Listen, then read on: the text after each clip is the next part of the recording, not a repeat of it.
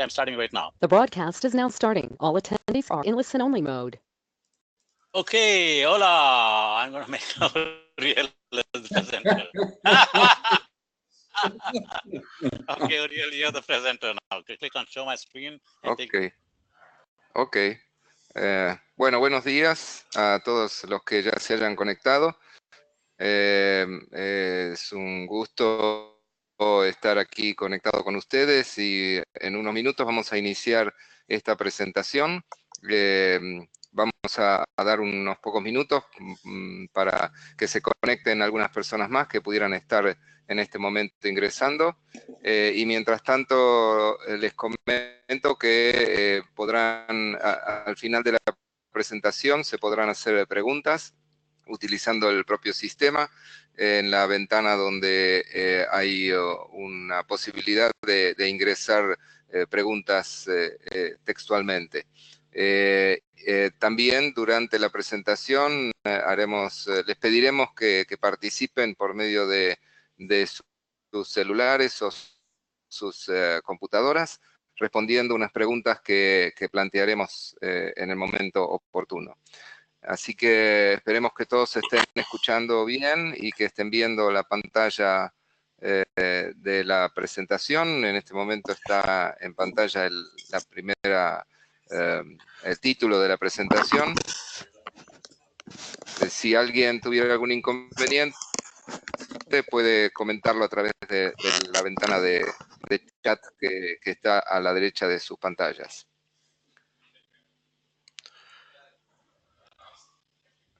Maybe Ramiro and Hans can say hello just for a second, and then you can take over again, Uriel. Okay, yes. Ramiro, can you say hello to the people in Spanish, please? Buenos días a la gente de América Latina y el Caribe. Mi nombre es Ramiro Jordán. Por el momento soy presidente de la Federación Internacional de Sociedades de Educación de Ingeniería. Trabajo muy cercanamente con Uriel. También soy miembro de ISTEC y bienvenidos a todos y esperemos que podamos continuar con este tipo de actividades para compartir temas que son muy urgencia para la comunidad de educación e ingeniería. Gracias por compartir con nosotros su tiempo. Hans. Buenos días. Es un gusto poder empezar con el primer webinar en español. Parte de una serie de IFES, ¿no es cierto?, bastante meses, y es la primera vez que el amigo, el expresidente de IFES, Uriel, está, ¿no es cierto?, empezando esta serie. En 2 semanas vamos a tener un segundo webinar con nuestro presidente Ramiro Jordán. Habla Hans Hoyer aquí y me alegro mucho que no solamente tenemos colegas, amigos de América Latina, pero también de España, creo, y tal vez Portugal. Entonces, lo queremos implementar una vez cada mes, los próximos meses, y estamos muy contentos que están con nosotros aquí. Muchas gracias. Okay, so I will, Uriel, I will mute Hans and Ramiro for the time being. And Muted. because extra microphones create noise, but I will mute myself also. If you need help, just holler. Just tell me what you want me to do. I'll mute myself and help. Okay, so you're on. Okay. Go ahead, Thank you so much, Krishna, for setting up this webinar. Bueno, estamos ya creo con 5 minutos de tolerancia, con lo cual parece oportuno empezar con la presentación. Nuevamente, bienvenidos a todos y gracias por participar. Les recuerdo que habrá un momento al final para intercambiar preguntas y dialogar con ustedes. Vamos entonces a ir a la presentación, a la agenda de la presentación. Básicamente lo que vamos a hablar hoy es, bueno, un poco me voy a presentar para quienes no me conozcan rápidamente, después haremos una introducción al término generación Z y su significado. Después analizaremos un poco esta cuestión de que nosotros estamos enseñando y la pregunta si nuestros alumnos realmente están aprendiendo, ¿no? Y allí aparecen los desafíos con los que nos enfrentaremos, algunas pistas que podemos tener en cuenta para resolver dichos desafíos y, como probablemente muchos de ustedes ya saben, obviamente no hay soluciones mágicas, sino hay que pensar muy bien y cambiar nuestras metodologías para resolver los desafíos que enfrentamos. Así que de vuelta, gracias por participar y vamos de lleno a los temas. Bueno, yo, para los que no me conocen, yo soy profesor en la Universidad Tecnológica Nacional en Argentina. Aquí dirijo un centro de investigación e innovación educativa. También trabajo en Innova High Ed con probablemente una persona que quizás conozcan, Lueni Morel, de Puerto Rico, y Eduardo Ventrell de España, y otros colegas. También actualmente soy vicepresidente para Capacity Building y expresidente de IFIS. Tengo el honor de ser Research Professor en la universidad en la que Ramiro es decano, y también haber sido nombrado profesor honorario por la Universidad Ricardo Palma en Perú y haber recibido la distinción de IGIP, que es una organización de pedagogía e ingeniería en Austria, hace algún tiempo. Bueno, entonces vamos a los temas, el significado ¿qué significa la generación Z, ¿no? Y aquí podemos encontrar diferentes significados, diferentes interpretaciones. Por ejemplo, este diccionario online que dice que son personas nacidas entre fines del 90 a principios del 2000, el Centro Estadística de Canadá, que define a aquellos nacidos a partir del 93, la Asociación Psicológica Americana dice que son a partir del 97, etcétera, diferentes definiciones, pero en resumen, digamos, nosotros podremos asegurar que estamos hablando de las personas menores a 25 años, que son básicamente, en gran medida, nuestros estudiantes. Sabemos que en algunos casos tenemos estudiantes un poco mayores, algunos que les lleva más tiempo recibirse, pero mayoritariamente nuestros estudiantes están en esta franja etaria de los 17, 18 años hasta los 25 años. Entonces, algo que dice este reporte de McKinsey, que indica un poquito cuál es el contexto de cada una de las generaciones, desde aquellas generaciones en las que estamos involucrados o a las que pertenecemos nosotros, los docentes, y lo que es la generación Z, ¿no? La generación Z, que está caracterizada por el tema de la movilidad, el tema del uso permanente de dispositivos móviles, y no solo el uso de dispositivos móviles, sino una predisposición muy grande a cambiar de trabajo, a cambiar de lugar de vida, etcétera, ¿no? También el tema de la influencia de las redes sociales, no cabe duda que hoy los jóvenes están fuertemente influenciados y están muy involucrados en todo lo que son las redes sociales, y además, como tema no menor, que manejan la tecnología de manera nativa, ¿no? O sea, ellos nacieron con la tecnología y la manejan de una manera absolutamente natural. Dicho esto, entonces, podemos avanzar con la presentación y entonces debemos admitir que nosotros, básicamente, los profesores, estamos dentro de lo que se llama la generación X, en nuestra gran mayoría. Somos inmigrantes digitales, nosotros llegamos al mundo digital ya de adultos. En general tenemos una característica de mucha competitividad.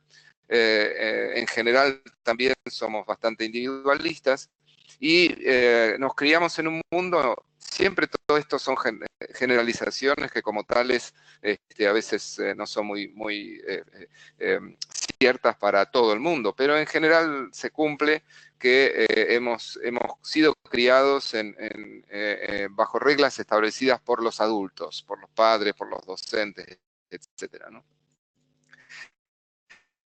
En cambio, nuestros estudiantes pueden ser caracterizados como adictos a la tecnología o utilizando este neologismo, tecnojólicos, o también como adictos a la participación en comunidades. y esto tiene que ver también con las redes sociales, ¿no?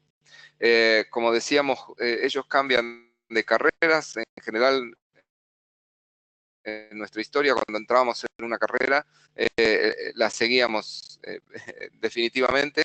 En cambio, hoy prueban, entran en una carrera, no les gusta, prueban en otra, van cambiando. Y a diferencia de regirse por los dictados de los mayores, se rigen más por sus propias necesidades, por sus propias posibilidades, y tienden a hacer aquello que sienten que es lo que hay que hacer. Independientemente que sea bueno o malo, dependiendo de quién lo analice, se enrolan en las acciones que ellos sienten que son significativas o en las que tienen que participar. Hay un estudio hecho por la empresa Dell, que aquí les estoy presentando uno de los resultados, que lo pueden encontrar en internet, donde se entrevistaron 12.000 estudiantes de escuelas, lo que nosotros llamaríamos escuelas secundarias y universidades de todo el mundo, acerca de su visión sobre la tecnología, sobre el futuro de sus carreras. Bueno, como ustedes ven, hay 17 países que participaron en esta encuesta, con lo cual es bastante significativa. Y algunos de los resultados, pueden encontrar todos los resultados en internet si les interesa. Algunos de los resultados para mí más significativos son: uno, que el 98% de estos estudiantes ha utilizado la tecnología como parte de su educación formal. Quizás es un resultado que no nos sorprenda, porque realmente hoy en día la tecnología está muy incorporada en todo lo que son los ámbitos educativos. Lo que sí, al menos a mí me sorprende ligeramente, es que solo el 57% califica su educación como buena o excelente para prepararlos para su futura carrera.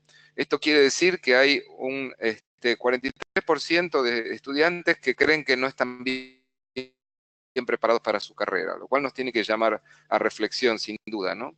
Por otro lado, solo la mitad de los encuestados quiere aprender nuevas habilidades y tener nuevas experiencias, lo cual también es muy significativo, ¿no? Porque uno creería que ellos están interesados en desarrollar esas nuevas habilidades, pero pareciera que no tanto. Y por último, el 75% dice que espera aprender en el trabajo de sus compañeros o de otras personas, y no en línea, lo cual de alguna manera desafía la idea de que el aprendizaje posterior a la universidad, el aprendizaje, lo que se llama el lifelong learning, el aprendizaje continuo, podría ocurrir en plataformas en línea, sino que más bien ellos esperan realizar esa capacitación profesional más en el trabajo y aprendiendo de sus compañeros de trabajo. Entonces, vamos a la pregunta que mencionábamos antes, ¿no? Nosotros estamos enseñando, ¿están ellos aprendiendo? Y aquí traigo esta viñeta, esta tira cómica en la cual el muchacho le dice a su amigo, le enseñé a mi perro a silbar, y el otro dice, claro, yo no lo escucho silbar. Entonces él dice, yo dije que le enseñé, no que haya aprendido. Y esto nos pasa mucho en las aulas, ¿no? ¿Cuántas veces nos encontramos con alumnos que dicen no entender o tener dificultades, y escuchamos por el otro lado a los docentes que dicen, pero yo se lo expliqué 30 veces? Y suponemos que porque nosotros se lo explicamos o nosotros se lo enseñamos, eso implica que lo han aprendido. Y esto en muchos casos no es así, ¿no? Y entonces el foco, para mí, creo que lo más importante es empezar a pensar no tanto en lo que enseñamos, sino en lo que queremos que aprendan nuestros estudiantes. Cuando cambiamos la pregunta, cuando planificamos nuestros cursos, si en vez de preguntarnos qué queremos enseñar, preguntáramos qué queremos que nuestros estudiantes aprendan, ya cambiando esa pregunta, probablemente encontremos respuestas distintas y encaremos este tema de una manera diferente. Entonces, en este punto, yo quiero pedirles a ustedes su participación, para lo cual les voy a pedir que a través de su propia computadora o de un teléfono celular, si prefieren, accedan a este sitio www.menti.com, y ahí ingresen este código y respondan esta pregunta: ¿cuál de estas imágenes se parece más a sus aulas? Así que les voy a dar unos segundos para que se conecten y vamos a ir viendo. Ahí ya tenemos algunos que se están conectando, muy bien. Por favor, les pido a todos que tomen sus celulares, sus computadoras, entren al sitio este. Ahora, disculpen que lo saqué de pantalla, pero me está pidiendo que lo vuelva a cargar. Ahí vamos, ya estamos teniendo algunos resultados. Y evidentemente lo que ocurre es lo que estamos viendo allí, ¿no? Lo que ya sabíamos. La mayoría de nuestras aulas se parece más a la opción 1 que a la opción 2, ¿no? Y esto ya está diciendo algo de la forma en la que estamos enseñando y en la que están aprendiendo nuestros alumnos. Uno de los desafíos que tenemos es reconfigurar nuestras aulas. Mientras siguen respondiendo, y les agradezco que lo estén haciendo, algunos dirán, sí, ya sabemos que esa configuración del aula no es la ideal, pero no podemos cambiarla. Y a veces se trata simplemente de mover un poco las sillas o las mesas y tratar de lograr que el ámbito sea un poco más, esté un poco más adecuado al tipo de metodologías que queremos implementar, ¿no? A veces uno termina en una posición, si se quiere, digamos, fácil de decir, y bueno, pero yo no puedo porque no tengo lugar, porque tengo muchos alumnos, etcétera. Cosas que seguramente son ciertas, pero siempre yo creo que hay que tratar de buscarle la vuelta, como decimos, ¿no? Tratar de encontrar la forma de, en la medida de lo posible, reconfigurar el aula para permitir una mayor interacción. Para hoy de la mañana, en un webinar ofrecido por nuestra colega de Estados Unidos, Stephanie Farrell, era en inglés, ella justamente mencionaba este tema, ¿no? El hacer que todos los estudiantes se vean entre sí y que no se estén dando la espalda unos a otros, y favorecer de esta manera la participación más activa de los estudiantes. Bueno, creo que estos resultados ya son bastante elocuentes. Vamos entonces a la siguiente pregunta. A ver si podemos, ahí está. A ver, aguárdenme un segundito. En la misma aplicación en la que estaban, les pido entonces que respondan a esta pregunta. En realidad son 3 preguntas, basándose en lo que realmente están haciendo ustedes y no en lo que creen que debían hacer en cada uno de estos casos, ¿no? ¿Están enseñando de la misma manera en que les enseñaron a ustedes? ¿Están adecuando sus cursos a las características de los estudiantes actuales? ¿Han actualizado recientemente sus métodos de enseñanza de una manera significativa? Estas son las 3 preguntas. Les pido que, si es posible, ahí ya veo unos respondiendo. Cuando tengamos algún número más importante de respuestas, las iremos viendo en pantalla. Recuerden, son 3 preguntas y vamos a ver en unos minutos, en unos segundos, qué es lo que han ido respondiendo.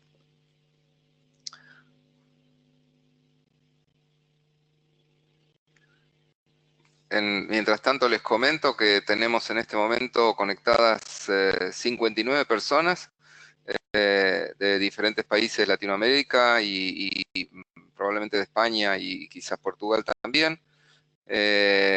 No descarto que haya algunos de otros países hispanoparlantes, pero que estén viviendo en otros países.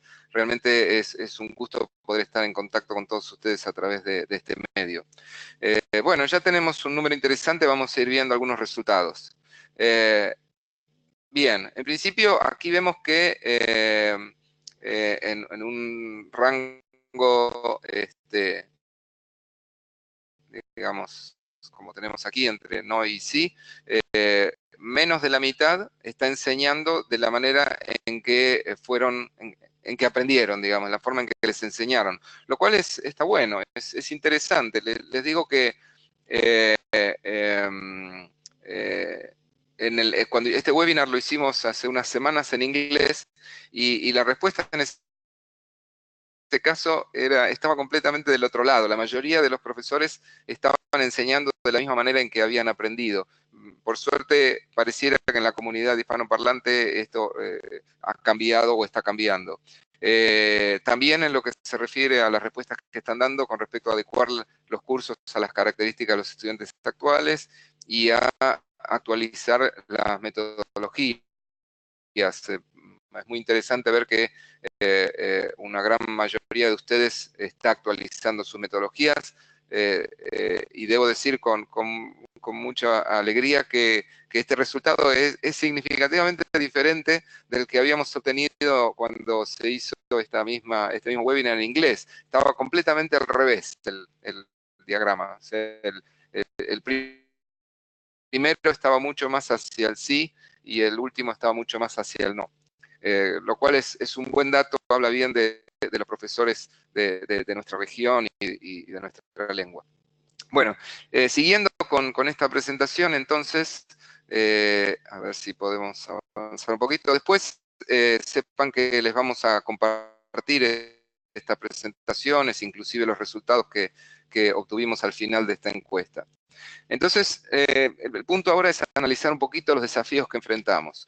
Enfrentamos desafíos en varios niveles. El primero es a nivel institucional, los cambios que se requiere que haga la institución, ¿no? Ya sea reglamentarios, particularmente en algunos de nuestros países, en Latinoamérica me refiero, estamos cambiando los estándares de acreditación, estamos yendo a estándares basados en competencias, lo cual implica un desafío a nivel institucional, ¿no? Por otro lado está el desafío de infraestructura, lo que hablábamos antes, los cambios en lo que necesitamos a nivel del aula, a nivel de tecnología, etcétera, para permitirnos hacer un cambio significativo en lo que hace a las metodologías de enseñanza y aprendizaje. Nosotros tenemos que cambiar, los profesores, fundamentalmente. Yo suelo decir que si algo no cambia en el aula, todo lo que estamos haciendo no tiene ningún sentido. O sea, puede cambiar la institución, pueden cambiar los estándares, podemos tener aulas mejor desarrolladas, mejor preparadas, mayor tecnología, pero si nosotros, los profesores, no cambiamos nuestro modo de organizar y de planificar nuestras actividades, nada va a cambiar. Y por último, los estudiantes que en general también están acostumbrados a una actitud bastante pasiva, a una actitud de sentarse y esperar a ver qué es lo que el profesor les va a brindar, también tienen que cambiar su actitud y por eso los tenemos que hacer, digamos, como después voy a decir, socios en este cambio, ¿no? Ellos también tienen que entender que su rol tiene que cambiar.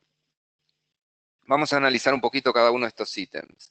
Entonces, cuando hablamos de las prácticas institucionales, el desafío mayor es que hoy, cuando un estudiante piensa si va a ir a la universidad o no, lo que tiene otras opciones. Cuando nosotros estudiamos, cuando los adultos hace 20, 30 años entramos en la universidad, no había otras formas de capacitación que no fuera, de nivel profesional, que no fuera la universidad. Hoy hay muchas opciones, algunas de ellas inclusive gratuitas, muchas de ellas accesibles online. Simplemente ahí estoy poniendo algunas de ellas. Pero hoy la oferta es muy amplia, muy variada y en muchos casos es muy bien considerada por los empleadores. No tengo tiempo aquí de hacerlo, pero hay muchas evidencias de que muchas empresas hoy en día valoran tanto o más capacitaciones específicas en cuestiones relacionadas a las labores profesionales que un título de grado o inclusive de posgrado, ¿no? Y esto, yo siempre digo, nos interpela a nosotros en la universidad, porque podemos enojarnos porque pase esto, podemos decir que estos cursos no son como los de la universidad, y probablemente tengamos razón. Pero lo que importa es lo que digan los estudiantes, y si los estudiantes encuentran esas ofertas más atractivas, más valiosas, más útiles que las nuestras, y bueno, por más que nosotros sigamos diciendo que la universidad es mejor y es más valiosa, terminarán eligiendo esas otras opciones, con lo cual el desafío a nivel institucional es muy grande. A nivel infraestructura, como decía, necesitamos transformar nuestras típicas aulas llenas de gente a espacios de aprendizaje flexibles. Y de vuelta, alguien me va a decir, bueno, pero si tengo un curso con 200 alumnos, con 300 alumnos, ¿cómo hago? Bueno, quizás allí sea un poco más difícil, pero ahí también aparece la tecnología que nos permite generar aprendizajes más activos, más centrados en el estudiante. Hay muchos ejemplos en tal sentido. Uno paradigmático para mencionarles, por si quieren buscar los videos y los papers, es Eric Masur, que desarrolla este tipo de prácticas en aulas como las que se ven en las imágenes de la izquierda, ¿no? Lo cual no significa que a la par de ello intentemos en todos aquellos cursos que sea posible generar espacios de aprendizaje más flexibles. Y también tenemos que aprender cómo mejorar, cómo cambiar, como decía antes, nosotros, los profesores, cambiar las metodologías. Por ejemplo, una metodología muy interesante es el aprendizaje entre pares. Siempre sabemos que cuando vemos un tema en un curso, en una clase, hay algunos que lo entienden más rápido y algunos que les lleva más tiempo. ¿Por qué no poner a los que lo entienden más rápido, a los que lo incorporaron más rápido, a ayudar a los que necesitan un poco más de tiempo o una segunda explicación? Eso le sirve a los dos, le sirve al que explica, porque cuando uno explica un tema, lo incorpora aún más, y también le sirve al que recibe la explicación, porque se lo está explicando su compañero, en un lenguaje distinto del que lo hacemos nosotros, con lo cual es una metodología muy, muy interesante. Y no requiere ninguna tecnología, dicho sea de paso.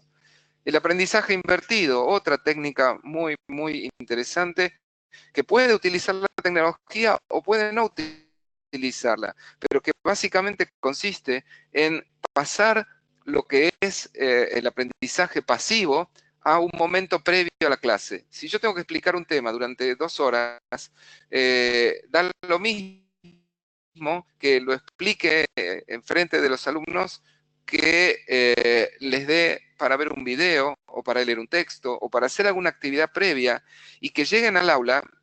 Quizás cuando dije da lo mismo, no quise ser literal, digamos, no da lo mismo, pero nos facilita mucho pasar todo lo que sea absolutamente pasivo a un momento previo a la clase y dejar tiempo en el aula para lo que es más activo, para las preguntas, para las dudas, para la resolución de los problemas, etc. ¿no? Obviamente el tiempo no nos da para hacer un desarrollo del concepto del aprendizaje invertido, pero hay muchos elementos, hay mucho material y al final de esta presentación les voy a dar algunas referencias sobre el tema. El otro tema es cambiar la forma de evaluar. Estamos muy acostumbrados a que evaluación es sinónimo de examen. Y esto no es así, no es necesariamente así. Por otra parte, la evaluación debería ser del mismo modo que el aprendizaje. Por mencionar un ejemplo, si nuestros alumnos aprenden programación en una computadora, no les puedo después evaluar haciéndolos programar en un papel, solo por mencionar un ejemplo.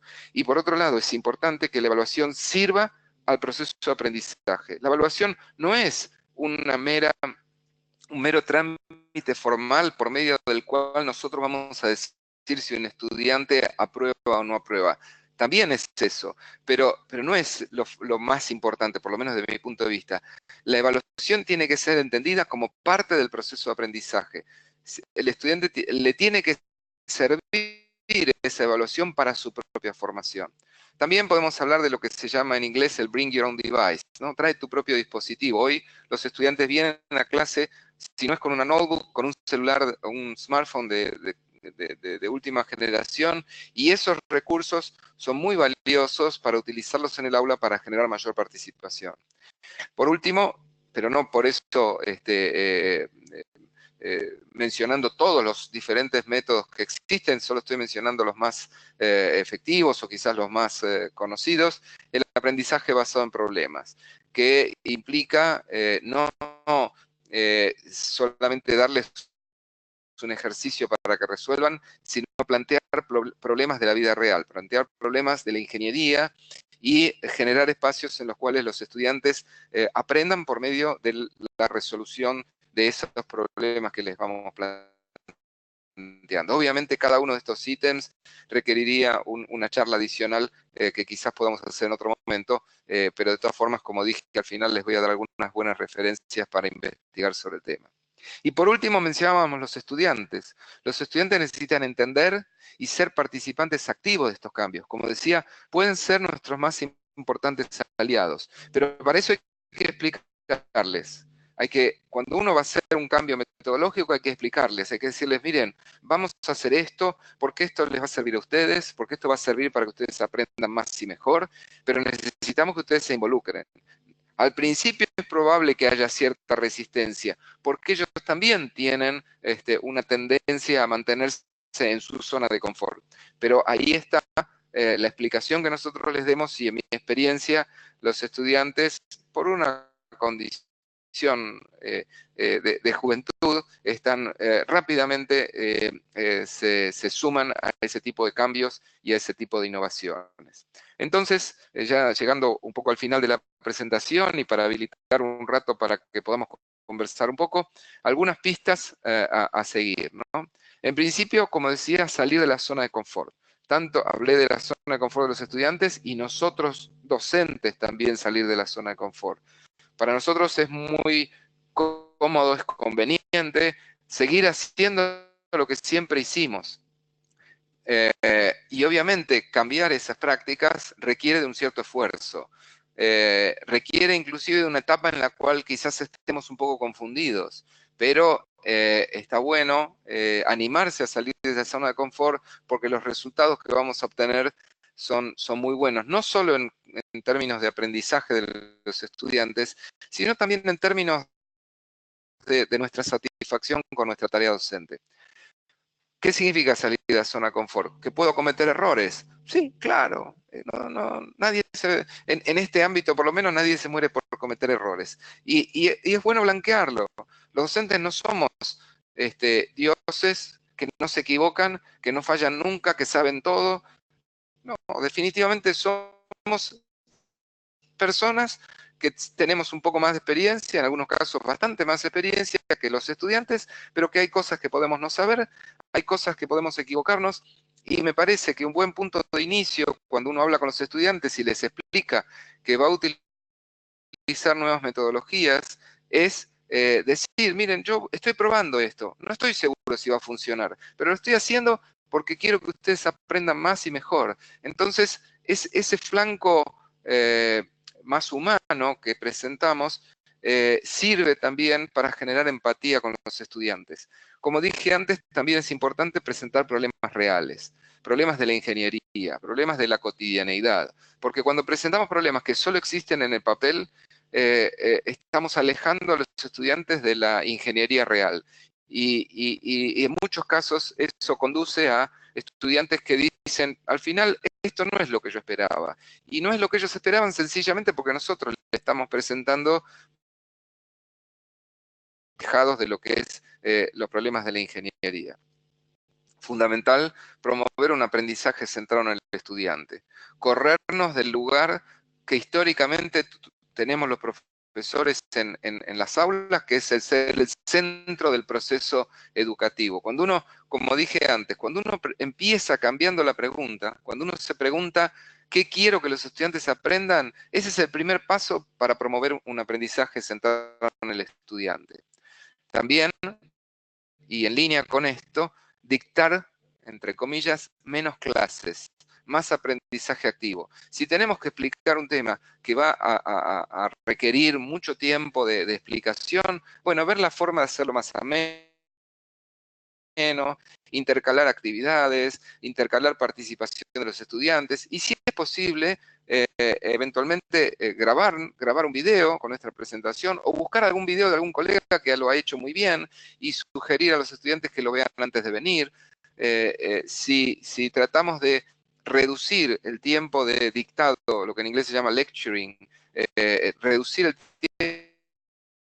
tiempo de dictado de clase y promover un mayor aprendizaje activo, vamos a estar haciendo algo muy, muy efectivo en el sentido de mejorar el aprendizaje de nuestros alumnos. Y por último, también promover un aprendizaje colaborativo. Tratar de que los estudiantes, como dijimos antes, que haya aprendizaje entre pares, que haya evaluación entre pares, que trabajen en equipo, y acá vale la pena aclarar, en equipo, lo que no significa necesariamente en grupo, se puede trabajar en grupo y no en equipo.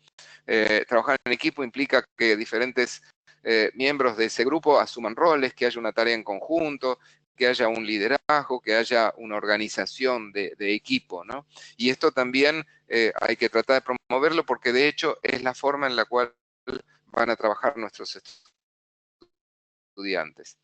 Y quizás para mí la competencia más importante que tenemos que aprender, que tenemos que ayudar a nuestros estudiantes a desarrollar, es la de aprender a aprender.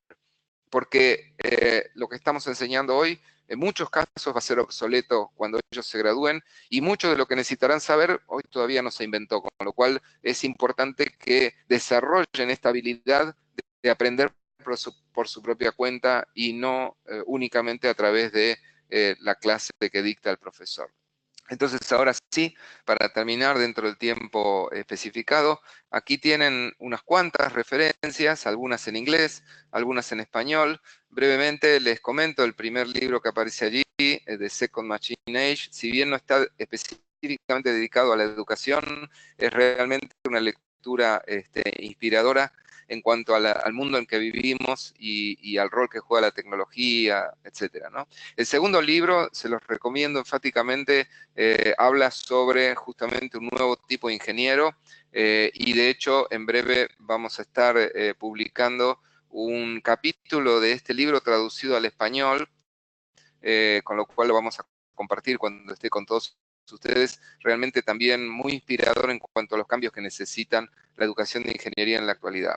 El tercer libro, un libro de un viejo conocido de los que estamos en IFIS, Richard Felder y su esposa Rebecca Brent, es una guía una guía práctica, como dice el título, acerca de cómo enseñar y aprender ciencia, tecnología, ingeniería y matemática, un libro que realmente lamento que no esté traducido al español, debería ser de lectura obligatoria para todos los docentes de ingeniería. El cuarto, un libro de Robert Talbert, a propósito del tema de Flip Learning, muy enfocado en el tema de la educación superior, la educación universitaria, muy interesante para el que quiera abordar esta metodología del aprendizaje invertido. Y por último, 3 libros en español. El primero de Mariana Maggio, también un libro que les recomiendo enfáticamente, muy, muy inspirador en cuanto a los cambios que necesitamos implementar en las clases universitarias. El segundo es un libro originalmente en inglés, pero que hace pocos días, más precisamente el 30 de mayo, fue publicado, fue liberada la publicación en español, un libro muy, muy interesante sobre cómo enfocar el diseño de cursos universitarios. Y por último, también sobre el tema del aprendizaje invertido, este libro de Raúl Santiago, un colega de la Universidad de La Rioja, en España, que desarrolla de una manera muy interesante el tema del aprendizaje invertido, del cual hablamos anteriormente. Entonces, dicho esto y agradeciéndoles por la atención Unmuted. durante esta media hora un poco más de presentación, en este momento tenemos 75 asistentes participando, realmente un número muy, muy interesante, y abrimos la posibilidad de que ustedes hagan sus preguntas. Ramiro nos va a ayudar un poquito con esto. Allí, si ven en el panel que está a la derecha de su pantalla, pueden escribir sus preguntas allí y trataremos de responderlas dentro de las posibilidades. Okay, so Ramiro, you're on, and you can encourage them to ask questions. There's a question, I can understand that question. It says, is there going to be a recording of this webinar? Yes, we will send you the recording. You can tell them that. Where are the, sorry, Krishna, where can I see Ramiro, can you see that? Uriel? No, I can't. just go under questions below the polls. Okay. Oh, again, yes. under questions, open that panel. You can expand it, and you can read all the questions. There's one Yeah. question that asks. I can kind of make out that it says, "Will there be a video if I miss this webinar?" So you can explain to them, yes, they can have they will be sent a Sí, video. sí, aquí preguntan, sí, thank you, Krishna, I've seen it. Si es posible tener video de la conferencia, sí, efectivamente se está grabando, con lo cual van a poder acceder a la misma. A ver si aparece alguna.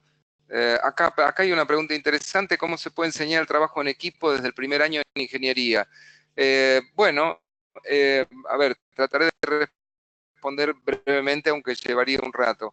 Hay técnicas que sirven para promover y enseñar el aprendizaje del trabajo en equipo en cualquier año, en primero, en segundo, lo que fuera. En el libro de Richard Felder hay muy buenas sugerencias en ese sentido. Les recomiendo si pudieran verlo porque realmente es muy bueno.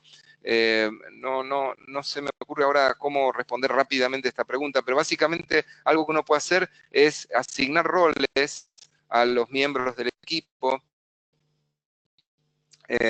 y explicarles qué significa cada rol y cómo cada uno de esos roles puede ser desarrollado en el aula, ¿no? Pretendo, no sé si alcanzo a dar una respuesta rápida a esa pregunta. Acá preguntan cómo evaluar los resultados de aprendizaje. Otra pregunta, ¿no?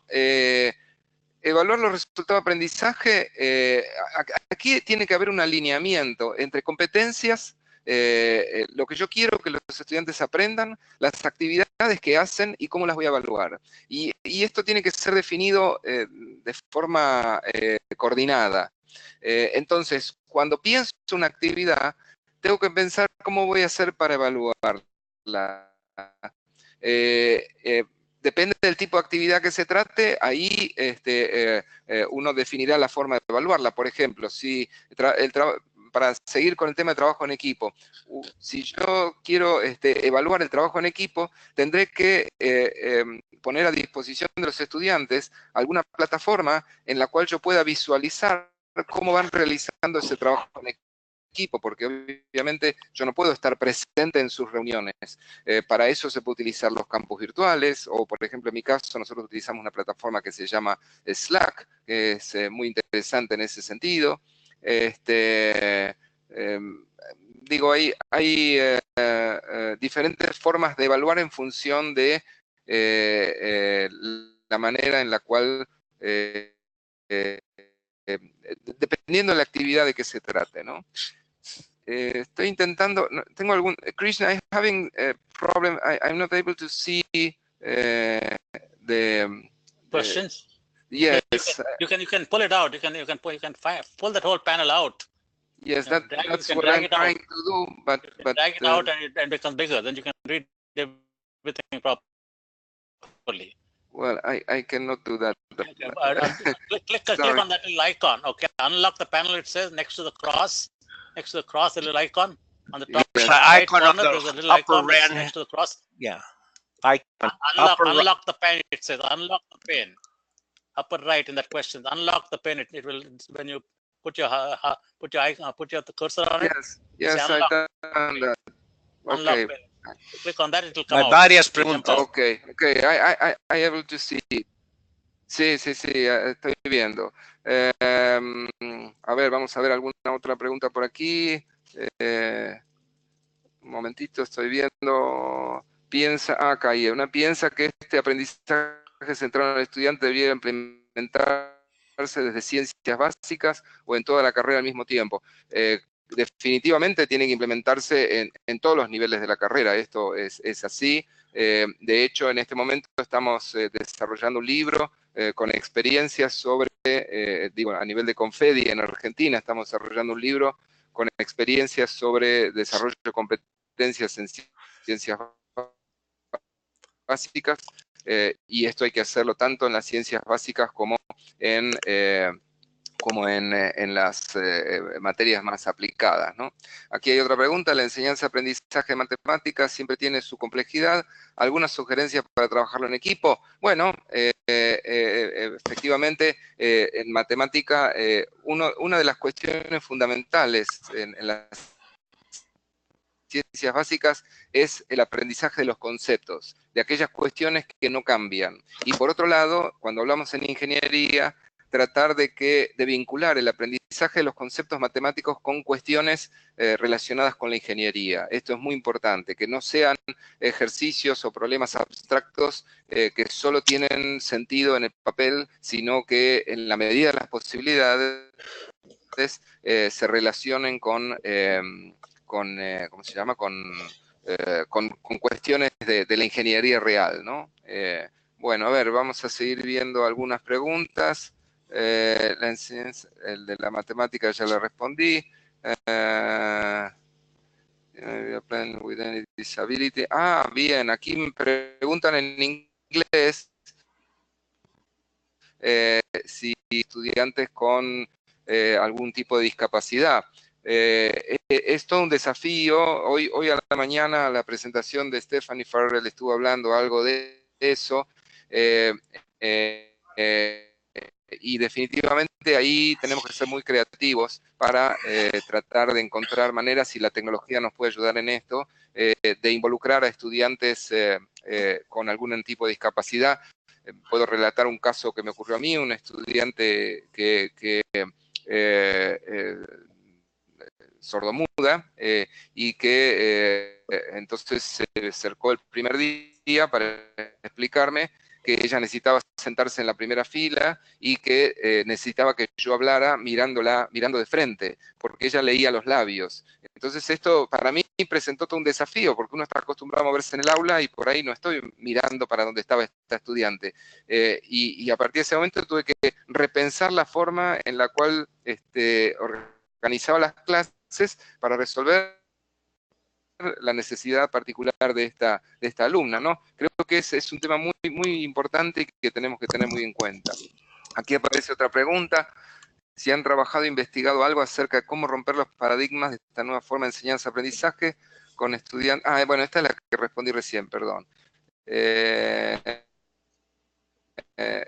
información de hoy me llevó varios tips sobre los desafíos. A ver, alguna otra pregunta. Gracias. Es una lucha constante, dicen. Sí, definitivamente. Es posible tener el video, ya lo respondimos. En nuestra universidad tenemos un cáncer de 2 filosofías. No tenemos examen de admisión, no tenemos prerequisito de cursos anteriores. Bueno, esto sabemos que en muchas universidades ocurre, pero una vez que tenemos a los estudiantes en nuestras aulas, la responsabilidad es nuestra. Y a la pregunta, ¿cómo recomienda trabajar con esta realidad? Asumiéndola y implementando estas metodologías. Implementar estas metodologías seguro va a redundar en un mayor involucramiento de los estudiantes y en un mejor desempeño de ellos. Obviamente, al no tener examen de ingreso, sabemos que va a haber una alta deserción en el primer año fundamentalmente, y esto es un dato de la realidad. Más activo y más centrado en el estudiante, seguramente vamos a lograr disminuir en alguna medida esa tasa de deserción.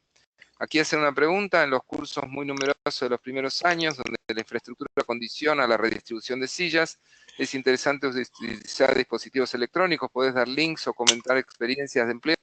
Bueno, hay mucha información sobre el tema.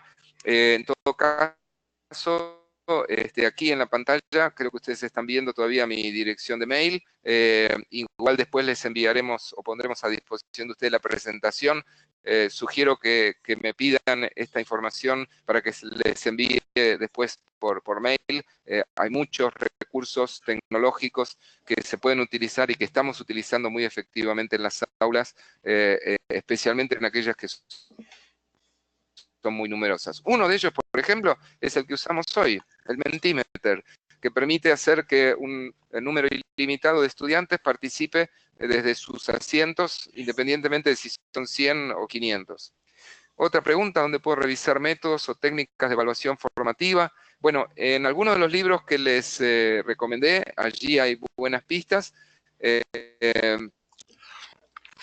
Y de vuelta, si quieren algo más específico, no tengo problema que me consulten por mail y les puedo dar algunas referencias más específicas. Otra pregunta, ¿debería implementarse la enseñanza centrada en el estudiante desde el curso de ambientación a la vida universitaria? ¿Cómo?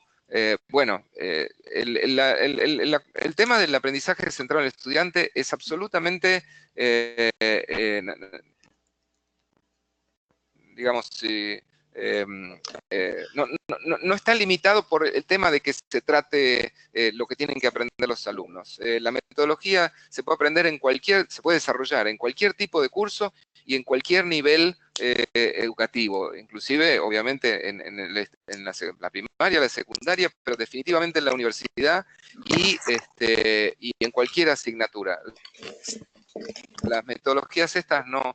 Obviamente habrá algunas estrategias que son más útiles para una asignatura que para otra, pero el aprendizaje centrado en el estudiante debería ser implementado en todos los niveles.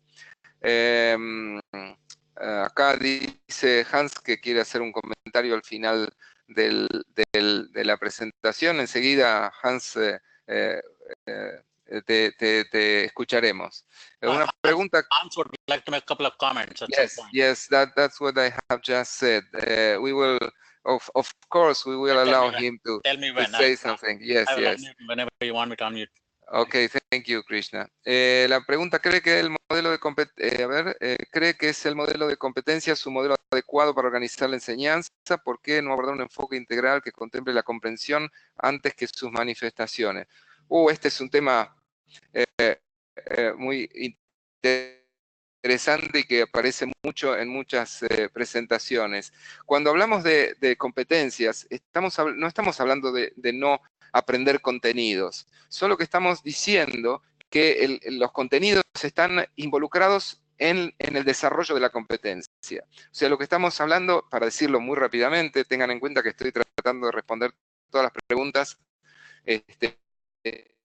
y para eso, para poder responderlas todas, lo estoy haciendo muy rápidamente.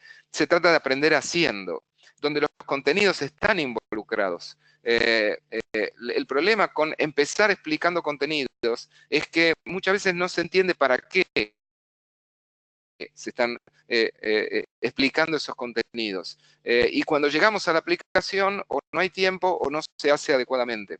El enfoque por competencias implica no solo aprender contenidos, sino también aprender habilidades, aprender actitudes, aprender valores. Obviamente el tema da para mucho, y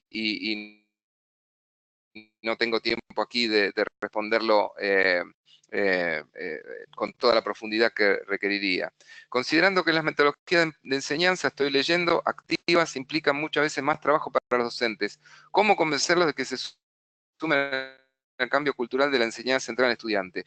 Buena pregunta. Efectivamente, al principio el cambio implica mayor trabajo, y en algunos casos en la continuidad también. Entonces, yo siempre suelo decir que los docentes, como cualquier grupo humano, nos dividimos en tres tipos. Los que llamamos early adopters, los entusiastas, esos que se van a enganchar enseguida con estas propuestas que les hagamos. En el otro extremo están aquellos que difícilmente cambian y quizás no se justifique hacer demasiado esfuerzo con ellos. Yo suelo decir, deberemos esperar a que se jubilen. Pero la mayoría del grupo al cual hay que seducir con estas nuevas criterios, con estas nuevas metodologías y fundamentalmente capacidades. Y en mi caso particular, yo empecé a enseñar cuando nadie me había, cuando yo todavía no había aprendido cómo se hacía. Yo era ingeniero, yo no era docente. Y muchos de nosotros nos pasa eso. Obviamente, para poder ejercer la docencia de un modo correcto, necesitamos capacitación. Entonces, lo que yo digo como respuesta rápida, necesitamos una conducción, o en todo caso unos compañeros que nos alienten a hacer estos cambios, y además necesitamos una capacitación que obviamente nos tendrá que ofrecer el sistema o la institución o quien fue, genera esta promoción de este tipo de actividades y se da la capacitación, la mayoría de los docentes se dan cuenta que eso les ayuda a desarrollar una mejor actividad. Al fin y al cabo, a nosotros nos interesa que nuestros estudiantes aprendan y si podemos hacerlo de mejor manera, creo que no nosotros mismos. Bueno, voy a responder una última pregunta antes de darle la palabra a Hans. Dice, considerando que las metodologías... no, esta ya la respondí. Y a ver, otra pregunta, ¿conoces experiencias de metodología institucional? Sí, pero no me daría el tiempo de explicar aquí. ¿Cómo se puede enseñar el trabajo en equipo de primera? Bueno, creo que ya he respondido la mayoría de las preguntas. Hans, ¿quieres hacer tu comentario en este momento? Sí, realmente, Uriel, te agradezco por la creatividad y la profundidad de tu presentación. En la primera presentación en español y realmente estoy muy impresionado y tal vez Ramiro después quiera, nuestro presidente de IFES también quisiera hacer algunos comentarios. Yo quisiera, número uno, estoy tan feliz tener no solamente la calidad de tu presentación, ¿vale?, pero la participación en nuestro primer webinar de 75 compañeros en América Latina y Europa que están aquí. Estoy realmente muy feliz. Yo quisiera mucho pedirle, porque hay tantos temas incluidos en tu presentación, que yo creo que se podrían dar otros webinars para profundizarlo. Entonces quisiera pedirles de darnos sugerencias de otros temas estratégicos para la comunidad en América Latina. Por ejemplo, una de las cosas fascinantes, por parte de IFES, la comunidad de IFES, tenemos varias organizaciones como Confedi, como ACOFI, como ACB, CONDEFI, LACSEI, y quisiéramos mucho involucrar a estas comunidades y participar activamente en estos webinars que hemos decidido son solamente una vez al mes, pero vemos los próximos 12 meses en qué manera podemos aumentar, ¿no es cierto?, el impacto, los números. Finalmente, parte de la comunidad de IFES y también del Consejo de Decanos, los cuales estamos muy interrelacionados. Nosotros quisiera darle la conciencia que tenemos una conferencia de los decanos del mundo en Santiago, Chile, trabajando con nuestros amigos, compañeros de PUC de Santiago. Y también quisiera hacer una invitación personal por parte de la comunidad de IFES, invitarlo a la conferencia global en la India este año en noviembre. Y si tuviera oportunidad y posibilidad de interés, posible interés de estar con nosotros, escríbanos, por favor. Y estamos también el próximo año ya haciendo su planificación estratégica. Vamos a estar en Cape Town, África del Sur, el año 20. Entonces quisiera solamente dar conciencia de varias actividades y quisiéramos mucho, ¿no es cierto?, ver a su participación no solamente en los webinars futuros y las conferencias nuestros. Yo termino aquí. Ramiro, no sé si tú quisieras hacer un par de palabras también. No, agradecer a todos por su presencia, agradecer a Uriel por la presentación, que me pareció muy excelente, hacer eco en lo que dijiste, Hans, que están todos invitados a participar activamente en esta Federación Mundial de Sociedades de Educación de Ingeniería. Yo trabajo con ISTEC y tenemos una serie de eventos, también webinars y cursos a distancia para capacitar a gente en lo que es contenidos digitales, en lo que es el ranking universitario, temas de cultura de calidad, etcétera. Pero nos gustaría recibir información de ustedes para ver cuáles son los temas que son candentes, que son muy necesarios, que podemos tocar para en América Latina usando este tipo de mecanismo que son estos webinars. Nuevamente, gracias a todos y estaremos esperando noticias de ustedes. Uriel. Gracias, Sí, bueno, ya para cerrar, gracias a todos los que participaron y ya saben, si quieren seguir la conversación, ahí tienen mi dirección de mail, me pueden enviar mail cuando quieren, será un gusto responderlos por esa vía. Gracias, thank you Krishna for setting Gracias. and organizing this Gracias. webinar. Gracias Ramiro, Hans por la ayuda y gracias a todos. Thank you Kayla also, and gracias a todos y bueno, espero algunos de ustedes por lo menos verlos en los próximos encuentros de IFIS en Santiago o en Chennai, en India. Gracias a todos. Adiós. Gracias. Chao, chao. Muchas gracias. Adiós. Thank you.